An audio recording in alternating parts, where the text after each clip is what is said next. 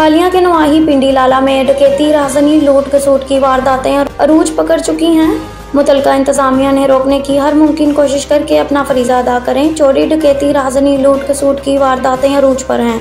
हालिया के नवाही गांव पिंडी लाला में एक किराना स्टोर के गोदाम से डाकुओं ने डकैती की।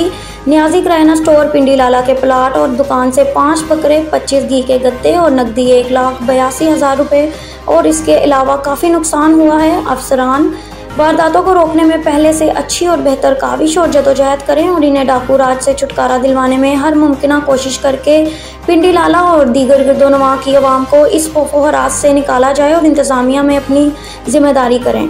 नवीद टिक्का शॉप, मुंशी मोहल्ला चौक। नया अंदाज, नया जायका और मयार एक साथ। नवीद टिक्का शॉप अपना पैगाम देते हैं, रेट वो जो हर किसी की पहुंच में। नवीद टिक्का शॉप की नई आइटम में फिश टिक्का, चिकन पकौड़ा, सज्जी, चिकन टिक्की, आलू चिकन टिक्की, शामी कबाब, बेहतरीन और साफ सुथरा माहौल, जायकेदार बेहतरीन खानों का मरकज। एक बार जरूर आजमाएं। नवीद टिक्का शॉप, मुंशी मोहल्ला चौक, मंदी बहाउद्दीन।